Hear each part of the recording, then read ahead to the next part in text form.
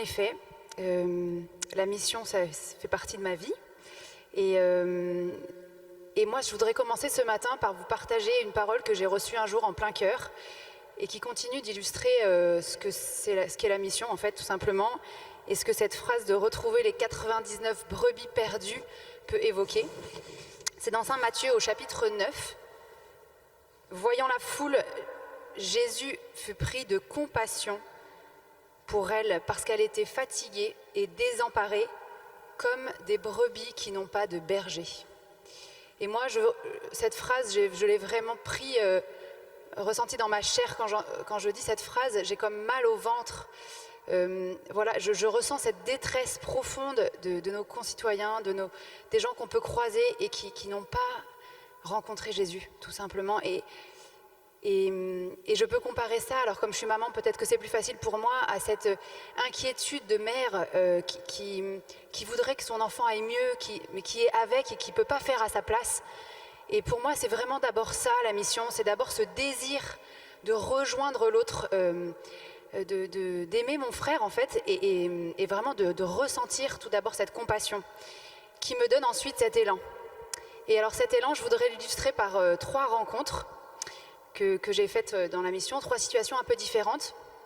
La première rencontre, c'est un couple, Bertrand et Camille, qui viennent à l'église demander le baptême pour leur enfant.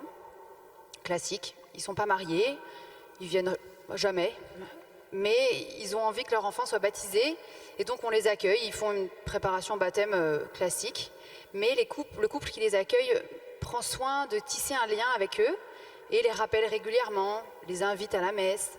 Et 2 ans plus tard, ils reviennent demander le baptême pour leur 2e enfant. À cette époque, on avait un peu réfléchi à la mission et on s'est dit que ces couples qui venaient très occasionnellement, on devait les accueillir un peu mieux. Et donc c'est comme ça qu'on les rencontre, on se met en fraternité avec eux pendant 3 mois. Et on va les visiter et on les voit tous les 15 jours. Et puis à la fin de ces 3 mois et demi, on leur propose de continuer. Et ils acceptent, ils continuent en fraternité et puis ils viennent de temps en temps à la messe 1 fois par mois, puis 2 fois par mois. Et cette année, Bertrand et Camille reviennent demander le baptême pour leur 3e enfant et ils vont suivre la préparation au baptême des pratiquants parce que désormais ils font partie de la famille. Et cette histoire, je voudrais en tirer 2 petites choses de conviction pour la mission. C'est d'abord que d'aller chercher nos brebis, ça prend du temps. Ça ne se fait pas en une seule prépa baptême et ça demande des processus.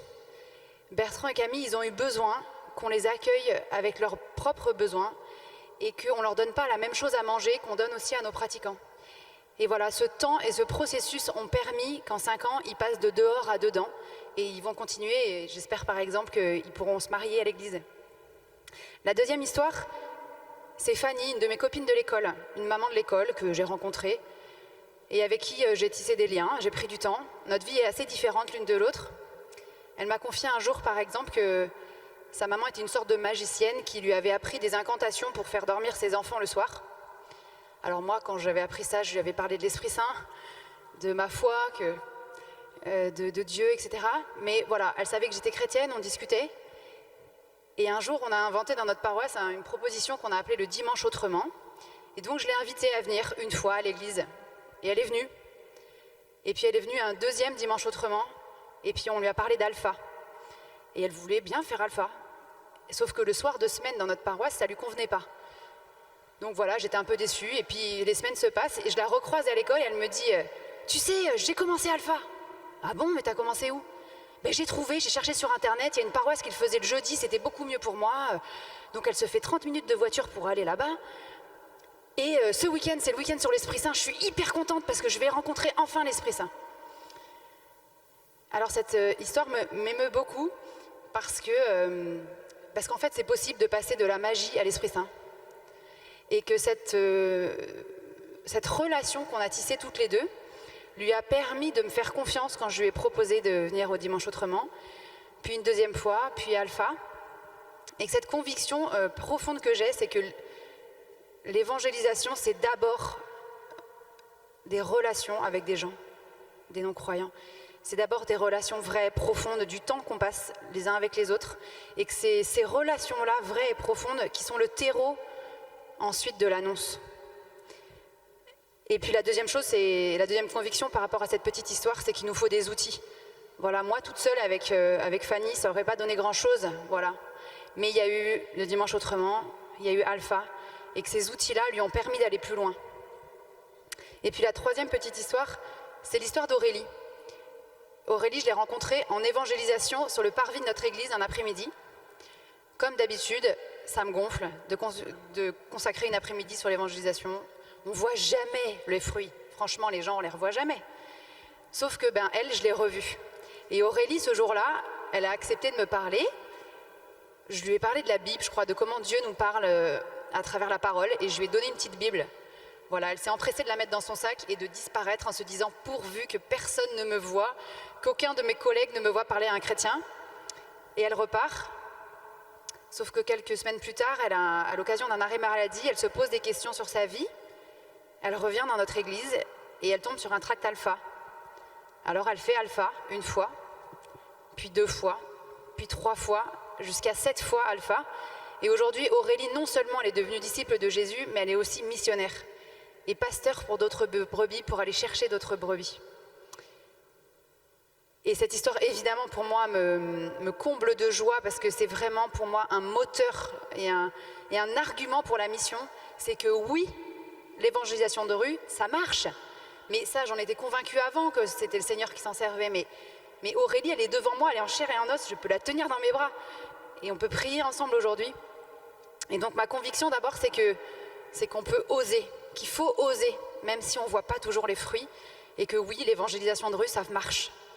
Et ma deuxième conviction, c'est qu'on a besoin d'être ensemble. C'est que moi, toute seule, je ne serais jamais allée sur le parvis de mon église. J'avais besoin de mes frères et sœurs qui me motivent, qu'on se dise « allez, on y va ». Et on n'a pas besoin d'être 300, on est 10, 15, ça suffit. Mais qu'il faut être ensemble pour aller chercher ces brebis perdues. Et je voudrais terminer par la suite de la citation de Matthieu avec laquelle j'ai commencé au début.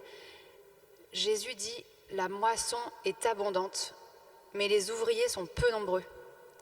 Je suis profondément persuadée que la moisson est abondante, qu'il y a tant et tant de gens qui attendent. Mais la question, c'est pas que les gens attendent, c'est pas qu'il y ait de la moisson, la question c'est est-ce qu'il y a des ouvriers? Est-ce que nous sommes convaincus que c'est nous les ouvriers dont le Seigneur a besoin, chacun de nous, pour aller chercher ces brebis?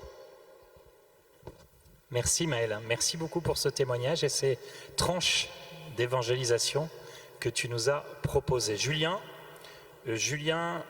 Coffinet. Julien, tu es depuis une vingtaine d'années pasteur de l'Église protestante unie de France, depuis une dizaine d'années, j'ai dit une vingtaine d'années, une dizaine d'années, et tu as totalement reboosté une communauté dans les Yvelines, à Saint-Germain-en-Laye, et tu sembles avoir l'odeur des brebis, on va essayer d'en être convaincu, et donc tu as été mis en charge avec d'autres d'un projet de revitalisation d'une église qui était fermée depuis quelques années à Dreux. Tu es marié à Isabelle qui est pasteur à Cergy-Pontoise, et tu vas nous dire aussi quelles sont tes tranches d'évangélisation, quel est ton parcours, qu'est-ce que tu viens de réaliser avant qu'on puisse échanger avec les uns et les autres tout à l'heure. Julien. Bonjour à tous, déjà ma joie d'être là avec vous. Et puis ma honte quand je t'ai entendu parler tout à l'heure parce que j'avais pas bien compris les 99 brebis en fait. J'avais compris de travers. J'avais cru que le pape en fait il avait fait un gros troll aux gens des églises et que je trouvais ça assez rigolo d'ailleurs qu'il leur disait en fait les 99 brebis là dans les paroisses sont perdues. Vous êtes à l'ouest. Du coup je l'avais compris comme ça et je m'étais dit ah c'est vachement marrant. et en plus ça m'avait stimulé. En plus je trouvais que c'était bien dans le sens de l'évangile. Je m'étais dit voilà, c'est vrai qu'en fait quelque part il y a dans cette interpellation le fait de dire quelque part est-ce que nous ne sommes pas là, nous dans l'église aujourd'hui, dans cette situation des pharisiens qui se font tout le temps bouger par Jésus en mode bah ouais, on est les gens bien, on est dans les synagogues, on est tranquille. Et puis en même temps, on a les fesses posées sur les bancs de la synagogue. Et du coup, Jésus qui viendrait nous dire arrêtez de vous prendre pour des gens bien. En fait, c'est vous qui êtes à l'ouest. Arrêtez de penser toujours que c'est les autres qui sont à l'ouest. Et donc, du coup, j'étais dans ce mode transformation de l'église. bouleversement de l'Église. Et en plus, c'est vrai que en fait, c'est mon biais de compréhension. C'est que je crois que vraiment, faut vivre ça dans nos églises pour ensuite aller chercher la brebis perdue. Et tout ce que tu dis, Maël, c'est formidable, c'est incroyable. Mais ça demande déjà ce déplacement intérieur à l'intérieur de nos églises, comme culture d'église, comme compréhension de la vie de disciple et tout ça, qui permet ensuite d'aller faire des disciples. Donc moi, j'étais d'abord dans cette réalité-là, parce que je me suis dit, c'est trop important qu'on se fasse bouger de manière prophétique, rigolote aussi. Hein, il ne s'agit pas de se culpabiliser à mort, mais de se faire bouger de manière prophétique pour se dire, nous sommes, en tout cas, nous ne pouvons pas camper dans notre autosatisfaction, d'être des bons paroissiens. Et la métaphore avec le pharisien, la comparaison avec le pharisien de l'époque de Jésus, elle est nécessaire aujourd'hui pour transformer la vision de l'Église. Donc j'avais ça, et du coup je m'étais dit, bah ouais, c'est très intéressant, parce que ça veut dire que dans le comment on repart dans une croissance de l'Église catholique. Bon, moi je suis pasteur, donc quand je pense l'Église, c'est vraiment cette grande Église, tous les mouvements des catholiques en France, très bien, des orthodoxes en Russie s'ils veulent, et puis des protestants dans le nord de l'Europe, enfin peu m'importe en fait.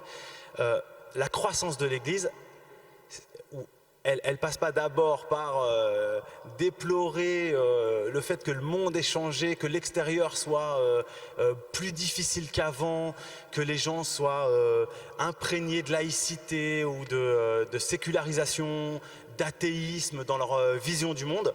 Non, ça passe par une rénovation de l'intérieur. Donc du coup, ça c'était le deuxième chose qui me semblait vachement important pour un congrès mission, c'était de se dire, parce que le congrès mission quand même je le suis, moi je suis pasteur mais je connais ce que vous faites.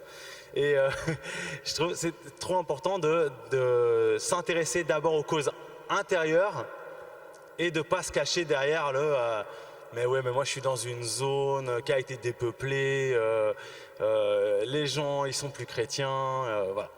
Donc l'intérieur. Et puis la troisième chose qui m'intéressait en fait dans cette vision des 99 brebis, c'est que ça met la mission et l'évangélisation directement avec la métaphore de la brebis et donc du coup de la suivance à Jésus, et pas des moyens techniques au sens des outils, des modèles, tout ce qu'on aurait pu évoquer sur mais alors comment on fait, quelles sont les recettes dans l'évangélisation, qu'est-ce qui marche, voire même peut-être un petit peu de sociologie religieuse ou de psychologie religieuse. Et ça met d'abord sur la question de la suivance à Jésus à l'intérieur des églises. Donc du coup ça me paraît piquant, les 99 brebis, c'est bien piquant. Évidemment, il ne faut pas qu'on aille on ne peut pas maximiser la métaphore, parce que sinon après on serait dans tout ce qui est jugement, on irait chercher l'hypocrisie à l'intérieur des églises et tout ça, ça pourrait faire peur. Mais pour nous, si on est dans le congrès mission, là j'imagine il n'y a personne ici qui est venu par hasard. S'il y en a un qui est venu par hasard, soit béni et encouragé. Hein. Mais normalement on vient à peu près, on sait à peu près où on est. Et du coup je pense que cette métaphore piquante, si elle peut nous pousser vers l'avant, voilà. Et donc du coup effectivement, moi j'ai vécu à Saint-Germain une transformation de l'église, hein, donc dans une église très traditionnelle, hyper vieillissante et qui ne voyait plus l'avenir, qui voyait la mort de ses derniers paroissiens à venir. Et une transformation aussi avec les parcours alpha, comme tu disais Maël, incroyable quand même les parcours alpha. Et en fait, chaque nouveau qui arrivait, qui transformait et moi et les gens qui travaillaient avec moi, les frères et sœurs qui travaillaient avec moi. Moi, j'étais pas un évangéliste du tout. J'étais assez conformiste, tranquille quoi. Et en fait, chaque nouveau qui arrivait dans la paroisse nous challengeait parce qu'il comprenait rien à nos codes de protestants, etc. Et du coup, on s'est complètement fait bouleverser par l'Esprit Saint. Et aujourd'hui, je dois dire que vraiment, on a cette perpétuelle chasse à la religiosité en nous, à l'esprit pharisien en nous, pour être tout le temps vraiment disponible à ce que Dieu veut faire avec ce monde si vaste et aimé de Dieu. Et voilà, donc du coup, elle est bien cette citation-là, je l'aime bien. Merci Julien, merci beaucoup. Tu nous ouvres aussi à une découverte pour certains ici peut-être de l'église protestante, des églises réformées. Juste pour la petite histoire, il y a 2 ans de ça, je pars faire un parcours alpha et je vais à la formation alpha. Je vois une jolie jeune femme à côté de moi, je me tourne, je dis tu es de quelle paroisse, de quel diocèse? Elle me dit je viens de Pontoise. Ah je lui dis on est du même diocèse.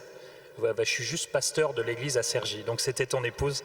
Et ça m'a ouvert justement à cette dimension chrétienne du parcours alpha qui pour moi n'était pas si évidente que ça au départ. Donc amen.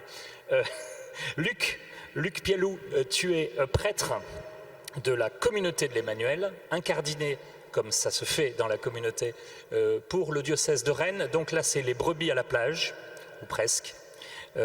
Tu y exerces tes talents de pasteur pour transformer une paroisse, peut-être d'autres avant, je ne sais pas bien, je n'ai pas tout le CV, et tu vas nous dire ce qui t'anime et peut-être quelques expériences que tu as vécues. Et on a commencé avec des exemples, des témoignages, des éclairages, des convictions.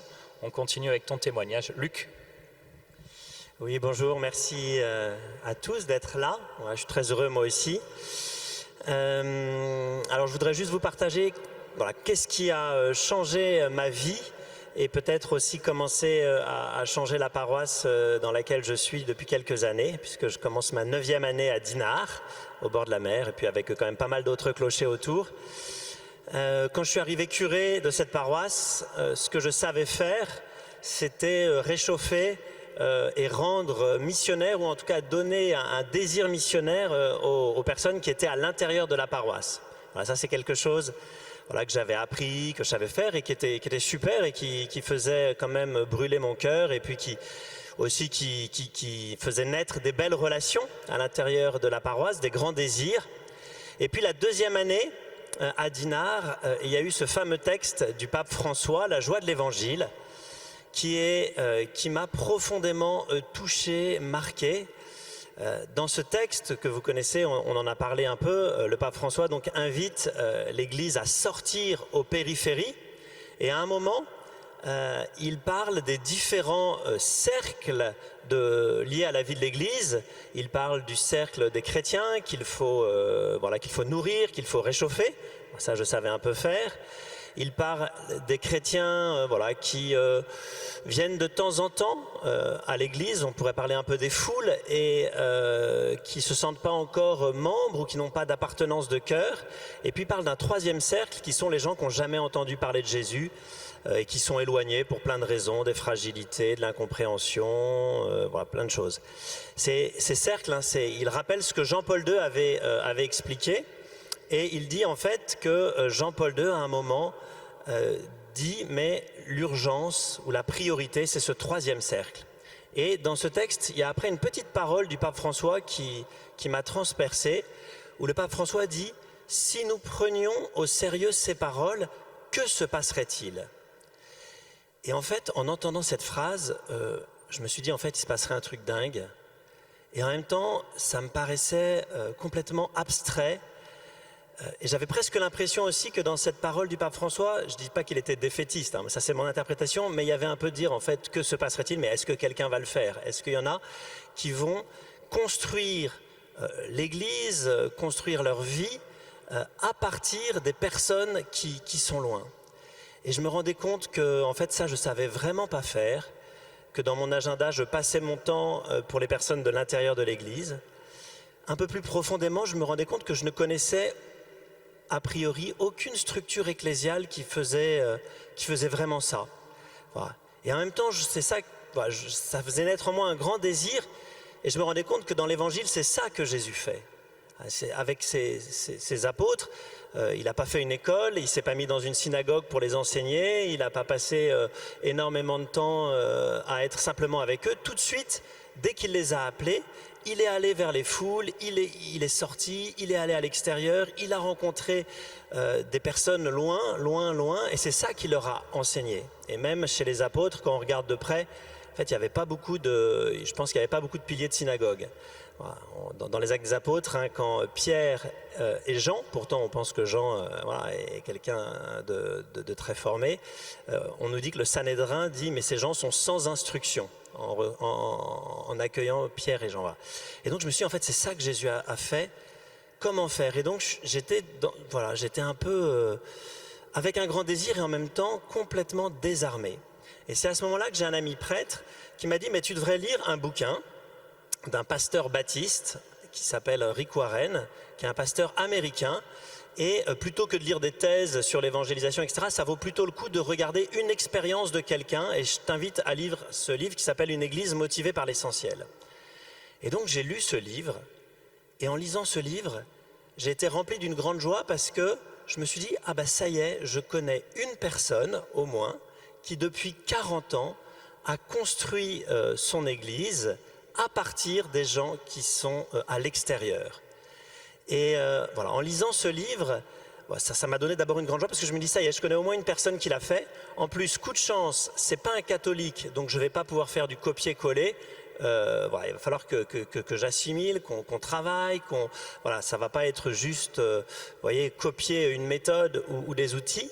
Mais j'étais très très marqué par la lecture de ce livre, et notamment ce pasteur qui a commencé avec personne, et juste avec l'agent immobilier qui lui avait loué sa première maison et qui n'était pas chrétien. Et avec cette personne, il a commencé à cheminer avec des gens qui étaient à l'extérieur, et progressivement il a construit une église qui est aujourd'hui une église avec je crois 40 ou 50 000 personnes, et dont tous les membres sont en petits groupes toutes les semaines où ils étudient la parole de Dieu, etc. Voilà, c'est pas juste un feu de paille. Voilà. Et donc ça m'a profondément marqué, et notamment il dit, et ça c'est une conviction qui s'est vraiment imposée de façon très forte dans mon cœur ensuite. Voilà, ce pasteur dit en fait, pour évangéliser, pour construire l'église, on repère deux méthodes souvent, ou deux principes dans les manuels d'évangélisation. Il y en a qui disent en fait il faut se rassembler et puis on va se chauffer. Alors je ne veux pas dire comme au congrès mission, hein, mais voilà, on va prier, on va invoquer l'Esprit Saint, on va se chauffer avec ça, et quand on sera bien chaud, on va sortir et puis on va évangéliser. Et il dit en anglais, believe me, it never works.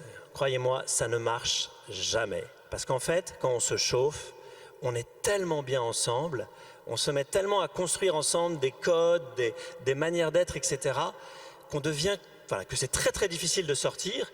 Et puis surtout pour les gens de l'extérieur, c'est complètement inatteignable, et c'est, j'allais pas dire sectaire, mais c'est un univers qui leur fait peur, qui est étrange. Voilà. Et tandis qu'il dit la deuxième manière, c'est tout de suite, dès le début, de partir de ceux qui sont à l'extérieur, de construire votre paroisse, votre communauté, votre vie de famille à partir et avec les gens qui sont à l'extérieur. Et quand vous faites ça, en fait, dès le début, d'abord, vous dites, vous mesurez la taille que vous voulez donner à votre vision, à votre projet. Voilà, est-ce que vous voulez un petit cercle, un petit club qui se chauffe, ou est-ce que dès le début, vous posez dans l'acte un peu fondateur de ce que vous voulez faire, le fait que ce sera la personne la plus loin qui définira l'ampleur ou la taille de l'église du Seigneur. Et bien sûr, c'est ce que Jésus a fait, c'est ce que les apôtres ont fait. Dès qu'ils ont reçu l'Esprit Saint, ils ne sont pas restés au Cénacle. Dès le début, on nous dit que c'est des gens très loin qui les entendent, des Parthes, des Mèdes, des Élamites, ce qu'on explique dans les Actes des Apôtres. Voilà. Et donc, je me suis dit, maintenant, je suis invité à construire ma paroisse à partir des gens qui sont à l'extérieur. Et en fait, ça me faisait flipper. Ça me faisait vraiment flipper parce que je me vois encore reparler avec ce prêtre qui m'avait dit de faire cette lecture. J'étais dans la sacristie de mon église et je me suis dit, en fait, Luc, tu as deux solutions. Soit tu continues à faire ce que tu sais faire, tu célèbres bien la messe, tu fais des belles liturgies, etc. Et en gros, ça va quand même marcher. parce que je ne fais pas un dessin, mais c'est vrai qu'aujourd'hui, vu la pauvreté parfois des moyens dans l'Église, moi j'ai la chance d'être avec plusieurs prêtres quand même, etc. Si on fait ça, il va y avoir du monde qui va venir, il va même y avoir des gens des paroisses alentours qui vont venir, et puis voilà, j'aurai du succès, ça sera bien. Voilà. Soit je prends le risque de me mettre à l'école de ce pasteur, voilà, et bien sûr avec mon équipe pastorale, avec les chrétiens, et en réfléchissant, et de sortir de ma zone de confort, d'apprendre quelque chose que je ne sais pas faire. Et est-ce que c'est pas plutôt là qu'est la grâce, voilà, qu'est la grâce, voilà, plutôt que de dire en fait la grâce elle va venir quand je célèbre la messe, voilà, et voilà. Et je voulais revenir sur ce qui a été dit parce que c'est quelque chose qui me marque aussi par rapport aux méthodes, aux outils. C'est clair que les méthodes et les outils, comment dire, c'est pas ça l'important. L'important, ce sont les personnes, ce sont les relations. Mais en même temps, voilà, je crois qu'on est invité à apprendre. Voilà. Quand on est prêtre, on fait je sais pas combien d'années de théologie, et il viendrait à aucun prêtre l'idée de se dire tiens, je vais réinventer un peu comment on parle de la Trinité ou comment on parle de... Voilà, je veux dire, on a appris et on a appris de personnes qualifiées. Et en fait, pour la pastorale, souvent, on fait ça un peu en amateur, quoi. On se dit, on va demander juste l'Esprit Saint et puis tout va se passer. Voilà. Je termine par une petite histoire qui marque, qu'on m'a racontée il n'y a pas longtemps. C'est l'histoire d'un prêtre ou d'un pasteur qui dit non, mais moi je prépare pas mes homélies parce que, ou mes enseignements parce que en fait l'Esprit Saint va tout me donner tout de suite. Et il arrive au moment de sa prédication, il n'a pas préparé et puis il se met à prier dans son cœur l'Esprit Saint. Et il dit, mais Esprit Saint, qu'est-ce que je dois leur dire? Qu'est-ce que je dois leur dire? Et là, il entend une petite voix qui lui dit, tu vas leur dire que tu n'as rien préparé. Voilà. Donc, voilà, on y reviendra peut-être après, mais en tout cas, à partir de la lecture de ce livre, on s'est mis à apprendre, on s'est mis à transformer notre paroisse à partir de certains principes, voilà, pour construire la paroisse à partir de ceux qui sont loin. Je crois que j'ai plus trop de temps. Merci pour cette conviction. On va avoir le temps de t'entendre encore. Merci pour cette conviction. Et déjà, effectivement, tu nous amènes très loin parce que tu nous fais sortir, au sens propre comme au figuré, de nos célébrations, de nos paroisses. J'imagine que tu ne négliges pas du tout cet aspect-là. Je préviens l'auditoire. Mais voilà. Merci pour vos témoignages à tous les trois. C'est assez bluffant, reconnaissons-le. Mais il faut aussi reconnaître que nos assemblées dominicales, moi je pense à ma pauvre assemblée, sont très timides, sont en consommation, c'est-à-dire qu'on vient le dimanche puis on repart sitôt le chant de sortie, et parfois moi qui suis à l'animation des chants bien avant le chant de sortie, parce qu'il y a le rôti qui chauffe ou la petite fille qui va passer à la maison. Comment est-ce qu'on transforme vraiment la paroisse? C'est-à-dire comment on arrive à vaincre un certain nombre de peurs et de timidité dans les paroisses? Je ne sais pas si l'un ou l'autre a un témoignage à donner là-dessus, une recette ou en tout cas une conviction. Moi, je suis très impressionné quand même par le côté un peu atone parfois de nos communautés, et en même temps, parfois, la surprise de voir tout le monde, enfin une partie du troupeau se lever pour aller voir les centaines et milliers d'autres brebis. Maëlle, est-ce que tu as une inspiration? Bon, j'ai pas de solution toute faite, hein. Mais moi, je voudrais juste vous témoigner peut-être de ce qu'on a vécu justement pour transformer peut-être ces paroissiens qui partent avant la fin et qui arrivent en retard. Mais c'est pas tellement voilà, la consommation ou le jugement extérieur, mais peut-être d'abord l'attitude intérieure. Qui est du coup de ne pas avoir l'idée de qui inviter à Alpha ou de ne pas avoir l'idée de proposer la foi à quelqu'un, alors qu'on est dans la maison depuis tellement longtemps, qu'on a un trésor tellement grand à partager. Peut-être nous l'allumette de départ, ça a été de dire tous les paroissiens qui n'ont jamais fait Alpha, faites Alpha. Parce qu'à Alpha, on apprend à se taire, à écouter celui qui dit que Jésus est un avatar et l'écouter avec bienveillance. On apprend à reconnaître que le païen qui ne croit pas en Dieu, c'est mieux pardonner que moi, et qu'il a une expérience de pardon incroyable le jour où on parle de ça. Et qu'en fait, on apprend en fait à évangéliser, on apprend l'humilité, enfin en tout cas, c'est une bonne école. Et puis, peut-être un deuxième élément de réponse pour moi, ce serait que nos assemblées dominicales soient des lieux où on célèbre les vies transformées, Et notamment, c'est passé dans notre église par le fait d'avoir des témoignages, souvent des témoignages.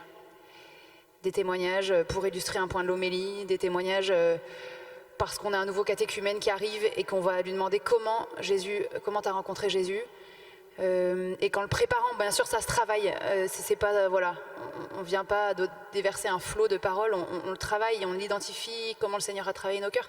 Mais vraiment, savoir donner des témoignages permet justement d'interpeller nos brebis de la bergerie là, sur le fait que, waouh, rencontrer Dieu, c'est quand même un truc fou, quoi. C'est le plus beau cadeau qu'on puisse faire à quelqu'un. Et ces personnes-là nous le disent.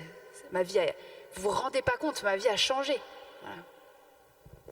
La conversion, effectivement, est une conversion déjà de ceux qui vont aller vers les autres et qui sont totalement transformés, bien au-delà de ce qu'ils imaginaient. Est-ce que vous avez peut-être des témoignages à nous donner, des propositions à nous faire là-dessus? Moi, je voulais juste entendre peut-être Julien nous dire, je crois savoir que tu as vécu toi-même une propre conversion de pasteur. Enfin, est-ce que je me trompe en disant que tu es peut-être arrivé dans l'église protestante unie un peu au début pasteur, je dirais pas administratif, mais avec moins de vision évangélique ou d'évangélisation. Oui, carrément. En fait, le protestantisme, il a ses problèmes. Hein. Et parmi les problèmes du protestantisme, c'est une vision un petit peu philosophique ou psychologisante de la foi, mais où en fait la Bible est un livre qui est un réservoir de symboles disponible pour donner du sens à sa vie, mais pas la parole de Dieu, pas le truc qui détermine vraiment le sens de l'histoire, et puis les faits sont à remettre en question, à critiquer, etc. Donc moi, j'étais dans ce type de protestantisme-là, et donc du coup, quand effectivement, moi, je me suis égaré dans mes études de théologie pour aller faire un truc qui ressemblait en fait à un peu d'éducateur ou assistante sociale, mais dans une version un petit peu avec option philo dans les études, un truc comme ça. Puis j'ai découvert ma femme aussi en études de théologie, et elle fuyait une carrière de musicienne, voilà. Dans un truc, c'était en Alsace. Donc en Alsace, vous savez, en plus, la faculté de théologie se retrouve au milieu de l'université de sciences humaines de Strasbourg, parce qu'il y a un statut particulier en Alsace. Voilà. Donc on était perdus là. Et en fait, ça a bien marché. On a réussi à devenir pasteur sans quasiment jamais avoir lu notre Bible. Et en étant des... je crois qu'on avait de l'empathie pour les gens. On était sympathiques et on enseignait qu'il fallait mieux aider la vieille dame à traverser plutôt que de l'écraser. Enfin voilà, des trucs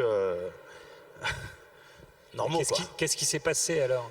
Et en fait, dans notre première paroisse, en fait, mais c'est-à-dire que cette vision-là, en fait, tu dois prêcher la parole de Dieu tous les dimanches. Donc déjà, tu dois la lire. Et puis tu dois la prêcher à des paroissiens, tu dois la prêcher à un gars qui est en train de mourir, en fait, qui est sur son lit et qui te demande de lire la Bible et de lui dire où il va après. Et du coup, là, les questions sont plus des questions de sens, c'est le paradis et l'enfer. Est-ce que c'est sérieux? Le pardon des péchés. Quelqu'un qui te raconte vraiment que ça n'a pas été dans sa vie, mais il veut demander pardon à Dieu de tout son cœur. Mais est-ce qu'il ira quand même au paradis? Des trucs comme ça. Et donc du coup là, les questions sont plus simplement des plus-values de sens, des trucs où voilà, le christianisme est une voie parmi d'autres avec le bouddhisme et l'hindouisme et le New Age. C'est la question de est-ce que c'est vrai? Est-ce que c'est faux? C'est exact ou erroné? Est-ce qu'on va au paradis après? Voilà, des choses comme ça. Donc ça, c'est vraiment les paroissiens. Et puis on a eu une rencontre qui a changé notre vie à mon épouse et moi. En fait, dans la paroisse où on est arrivé exactement en même temps une fille qui était en esclavage moderne depuis 2 ans en France et qui est arrivée dans la paroisse quasiment le même dimanche où on est arrivé. Ça faisait 2 ans qu'elle n'était pas sortie de chez elle. Et au bout de 2 ans, elle a eu le droit le dimanche d'aller au temple protestant. Et elle est arrivée en même temps que nous dans la paroisse. On a commencé à se connaître un petit peu, à essayer de voir un petit peu ces histoires de papier, ces histoires invraisemblables. Elle ne parlait pas français. Elle venait du Burundi, elle avait vécu 10 ans de guerre, le génocide, Tutsi, Hutu. Elle avait vu son père se faire égorger à 11 ans sous ses yeux. Elle avait un niveau de primaire. Voilà. Et au bout d'un an, en fait, elle est venue habiter chez nous. Je suis allé la chercher dans la maison de son colonel, un colonel de l'armée de son pays qui était en diplomatie à Paris. Il retenait les papiers, il ne voulait pas que je prenne la valise. Tout ça, elle est arrivée avec un sac à dos chez moi et dans ma famille. Et on a vécu avec elle. Et là, le premier soir, on se dit, bon, on va manger, quoi. Hein. Et nous, on priait pas avant de manger, on était des impies, quoi. Mais là, on se dit, ouais, là, on est avec une sœur et tout, elle est un peu piétiste, il va falloir qu'on prie, quoi. Et du coup, on a commencé à prier avant de manger. On a commencé à prendre des temps de prière aussi le soir. Elle dit, oui, on va prier, on va être dans la présence du Seigneur. Bah écoute, si tu veux, on va faire bien, on va faire le pasteur, quoi. On va faire le pasteur, on a joué au pasteur, en fait. Et à force de jouer au pasteur, on s'est rendu compte que Dieu répondait, que Dieu parlait avec nous, que Dieu était un Dieu de miracles. On a vu miracle sur miracle dans sa vie et dans la nôtre et dans la paroisse. Elle nous a évangélisés. Moi, je me suis converti, ma femme s'est convertie, mon père s'est converti, des amis de mon père et des amis à moi se sont convertis grâce à son témoignage. Et ça a été quand même le début d'un bousculement un peu important, quoi. Amen. Amen, amen, amen. Merci Julien. C'était de ma part une question un tout petit peu hors sujet, mais qui nous a conduit à comprendre que la conversion du pasteur avec un grand P et de tous les pasteurs que nous sommes appelés à être, elle se fait par la réalité, elle se fait par la fameuse odeur des brebis. Ta brebis était burundaise, elles peuvent être de toute nationalité, de toute extraction, et souvent, on l'a compris avec le Père Luc tout à l'heure, très loin de la paroisse. Je voudrais comprendre, Père Luc, quels sont les obstacles à la mission dans la paroisse. Est-ce que vous pouvez nous dire un petit peu, il ne faut pas qu'on se cache un peu les échecs, parce qu'on a l'air super content, ça se passe super bien. Est-ce que ça se passe super bien chez vous? Ou est-ce que vous avez des difficultés? Est-ce que vous avez des difficultés? On est d'accord. Vous aussi, ça me rassure. Quels sont les obstacles et surtout, comment on essaie de les passer? Est-ce que vous avez un récit à nous faire là-dessus? Ouais, il y a sûrement plein d'obstacles.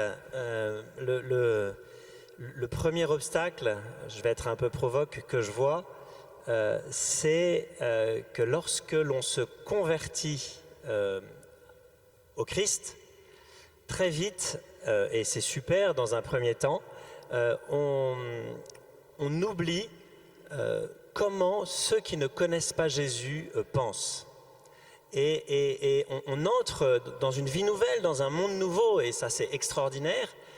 Mais les gens qui sont loin, ils ne sont pas dans ce monde nouveau, ils ne sont pas dans cette vie nouvelle. Et très vite, ça va créer une distance, ça peut créer une distance, une barrière. Voilà, toujours dans ce bouquin qui m'a pas mal inspiré, ce pasteur a une parabole que je trouve qui explique bien cette barrière ou cet obstacle.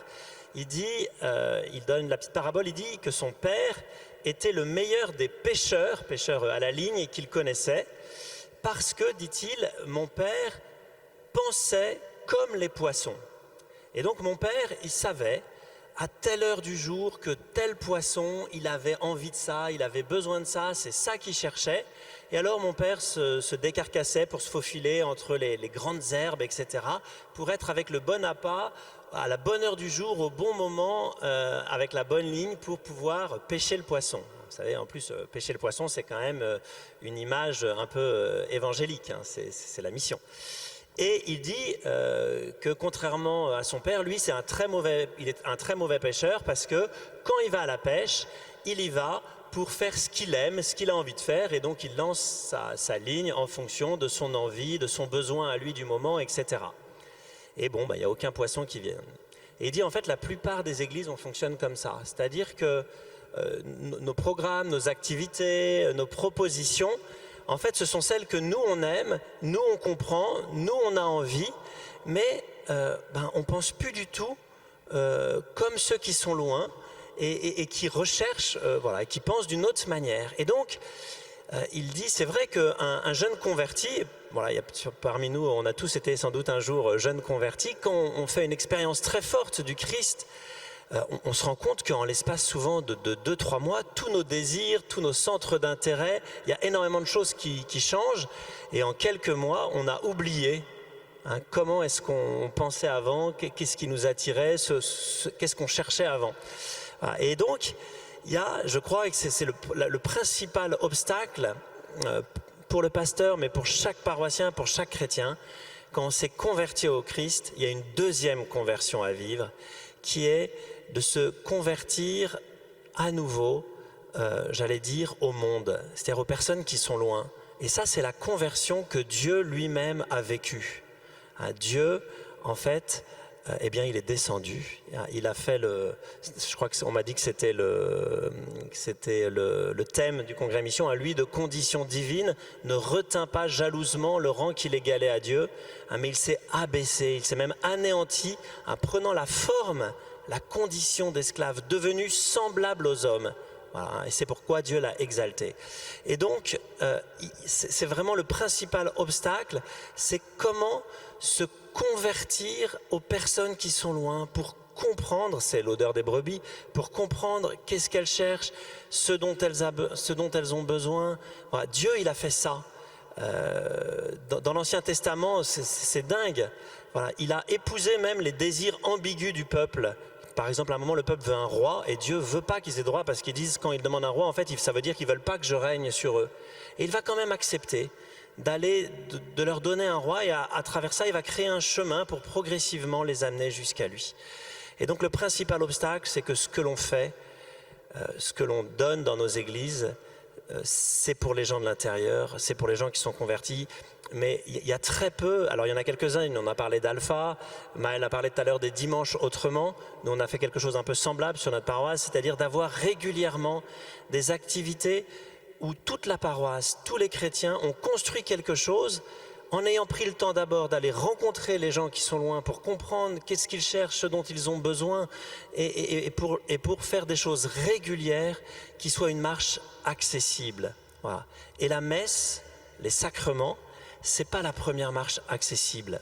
C'est l'expérience que feront tous les curés, c'est de se dire voilà, on prépare les gens au baptême, au mariage, ils sont super contents, mais ils reviennent pas parce qu'on n'a pas la marche accessible, régulière, qui va pouvoir être un premier pas dans lequel ils vont se sentir bien. Voilà. Donc c'est, je pense, la première chose, et ça prend du temps. Il faut connaître les personnes. Nous, on allait les visiter en faisant du porte-à-porte avec un petit questionnaire pour essayer de comprendre leur avis. Pourquoi est-ce que la plupart des gens ne vont pas à la messe le dimanche? Alors, ils nous ont donné une réponse qui m'a marqué. Ils ont dit, le dimanche, nous, on travaille toute la semaine, etc. Le dimanche, en fait, on a besoin d'être en famille. On a besoin d'être avec nos enfants. On a besoin de vivre un temps de qualité en famille. Vous croyez que la messe, c'est un temps de qualité en famille? Déjà, quand on est super chrétien et qu'on a 4 ou 5 enfants un peu en bas âge, c'est pas simple de suivre la messe. Il y a des gens qui se retournent, qui font chute, etc. Comment est-ce que, alors que c'est difficile pour des gens hyper motivés parfois de venir, comment est-ce qu'on peut penser qu'on va inviter, qu'il y a des personnes qui connaissent à peine Jésus, qui vont venir régulièrement? C'est un peu comme les inviter dans une église où on leur dit c'est super à l'intérieur, mais il n'y a pas de porte. Tant qu'on n'a pas réglé, tant qu'on n'a pas trouvé un moyen de faire que ça soit un super temps familial, que les enfants soient pris en charge ou qu'ils vivent un truc en famille incroyable et que ça soit facile d'accès, eh bien, voilà, ça sera difficile. Alors, l'Esprit Saint est très fort. Parfois, il nous envoie des gens comme ça, comme par miracle. Mais c'est vrai que quand on se rend compte qu'on commence à poser ces marches, là, il y a vraiment des gens qui viennent. Et puis, il y a des gens qui rencontrent Jésus, qui avancent. Et structurellement, vous voyez, il y a quelque chose qui se passe. Merci. Julien, je crois que tu voulais réagir? Oui, parce que je trouve que c'est très intéressant ce que tu dis là. Et nous, on l'a vécu aussi dans cet esprit-là. Et tu as parlé tout à l'heure sur ta paroisse de ce courage en fait qu'il t'a fallu à toi, et ça me faisait penser à tout ce courage qu'il faut et cette détermination qu'il faut, notamment dans la vision, pour aller jusqu'au bout de ce qu'on est en train de partager là, dans la vision d'une église locale, avec ce choix affiché, explicite pour les non-chrétiens, par exemple. Parce qu'on a toujours dans l'Église, en fait, ce besoin d'être réconforté et rassuré, ouais. Et le choix pour les non-chrétiens, il a quelque chose qui est profondément évangélique.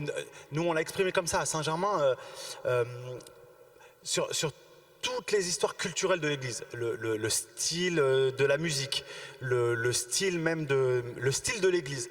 On a dit aux chrétiens, vous êtes déjà chrétiens. On prend au sérieux le fait que vous êtes déjà convertis, que vous êtes déjà sauvés, que Dieu a déjà fait une œuvre en vous et que donc en plus il vous donne les moyens de rester dans sa main. Nul ne pourra vous arracher de sa main. Et donc du coup, comprenez bien, chrétiens de l'Église, que quels que soient vos goûts musicaux, etc., vous n'êtes pas notre priorité. On s'attache à pouvoir aller en chercher d'autres. Et du coup, c'était un discours qui était mobilisateur du point de vue de la mission, de l'évangélisation. Ça donnait du sens au sacrifice qu'on demandait. Vous voyez, moi, je vois un orgue là, etc. Nous, dans notre communauté, il y a eu ça a été fou. Les questions de répertoire musical, d'instruments, de style de culte, même, vous savez, les prêtres, vous êtes en aube. Moi, j'étais en robe noire avec un rabat blanc comme ça. Et puis après, j'ai fini en jean à 1 mètre de l'assemblée. Voilà. Et ce genre de truc, en fait, qui faisait mal à la culture et aux habitudes de certaines personnes dans l'église, on leur a dit, s'il te plaît, comprends bien qu'on le fait pour des non-chrétiens. Toi, t'es sauvé. Et quelque part, il faut aller jusqu'au bout, même si tu quittes l'église, en fait. Même si tu quittes notre église locale, en fait, on te bénit, t'es déjà sauvé, trouve un endroit où t'es bien. Mais là, nous, on doit avancer pour les non-chrétiens. Et ça va jusque-là. Et c'est pour ça que c'est tendu pour les responsables, les équipes qui sont en responsabilité, parce qu'elles doivent faire un choix dans un discernement qui est hallucinant, en fait. Se dire, qui veut gagner sa vie la perdra. On peut perdre 80% de l'assemblée. Mais si on ne le fait pas, eh ben on va être à côté de la plaque dans la mission de Jésus. Ce serait fou. Enfin, Voilà qui n'est pas peigner et coiffer sa brebis, comme dit le pape, et la seule brebis que nous avons, de la brosser toute la journée. Peut-être une question, Maël, sur à moins que tu veuilles rajouter quelque chose à ce qui a été dit, mais je pensais à ce dimanche autrement. Peut-être de raconter quand même en quelques mots ce que c'est, parce que c'est quand même aussi un outil, on l'a bien dit tout à l'heure, c'est cette réflexion entre la nécessité des outils et, comme dit l'autre, en même temps de la grâce de l'Esprit Saint qui est indispensable et de la conversion pastorale. Mais il y a quelques outils qui effectivement, alors Alpha, ça y est, on a tous fait Alpha, on va tous faire Alpha, on va continuer, on t'a entendu dire qu'il faut envoyer tous les paroissiens Alpha. Ça, moi, je vais retourner à ma paroisse ce soir, je vais engueuler mon curé, mais en tout cas, le pousser à ce qu'on encourage tout le monde à y aller. Le dimanche autrement. Oui, je peux vous en dire quelques mots.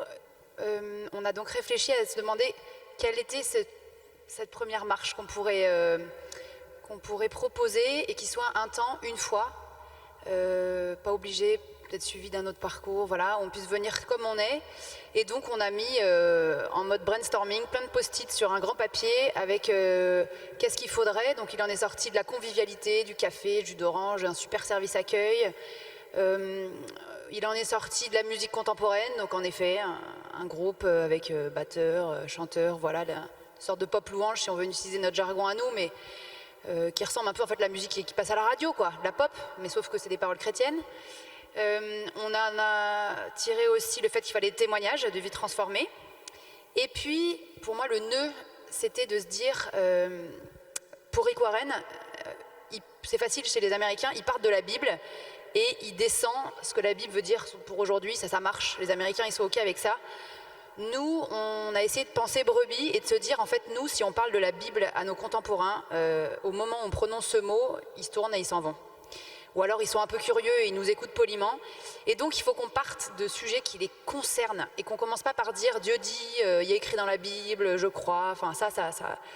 Et donc on prend un thème par exemple la lumière d'une rencontre ou la gratitude, voilà, vivre dans la gratitude, on a fait une fois, ou réenchanter la fraternité une autre fois. Voilà, on prend un thème par rapport à ce qui se passe dans le monde aujourd'hui, en priant bien sûr, en réfléchissant qui concerne nos contemporains, voilà. Qu'est-ce qui les intéresse aujourd'hui, qu'est-ce qui est dans leur cœur et qui pourrait les conduire à Dieu. Et on prend un thème complètement humain et on assume ce thème d'une manière humaine. Sur le premier partie du topo, là, les 10 premières minutes, on n'est que à l'horizontale. On ne met pas Dieu dedans. On met de la philosophie, de l'anthropologie, je sais pas, des citations de quelqu'un de connu, enfin n'importe quoi, mais on assume ce thème humainement. Ensuite, on met des témoignages de gens qui sont transformés à partir de ce thème. Et après, on parle de Dieu. Comment Dieu vient éclairer cette question qu'on a en nous, de vivre la fraternité, de vivre dans la gratitude, de cette vie après la mort, parce qu'on a eu aussi ce thème-là. Et on termine par un temps de démarche où les personnes peuvent poser un acte, repartir différent. Et il y a des démarches complètement non chrétiennes, c'est-à-dire qu'on ne met pas Dieu dans la démarche. Mais déjà, on pose un petit choix. Et puis bien sûr, on peut prier pour eux, voilà. Et il y a des démarches aussi en lien avec Dieu. Et on finit par des food trucks, un café, un apéro, voilà. Donc ça, c'est très brièvement résumé. Mais en fait, cet outil, il ne marche pas si nos paroissiens n'invitent pas. Et cet outil, il nous permet de développer cette culture de l'invitation, cette culture de notre sortie, quoi, de savoir vers qui je vais aller. Et moi, je vous dis, ma plus grande tristesse, ça a été des paroissiens qui me disent « Je ne sais pas qui inviter.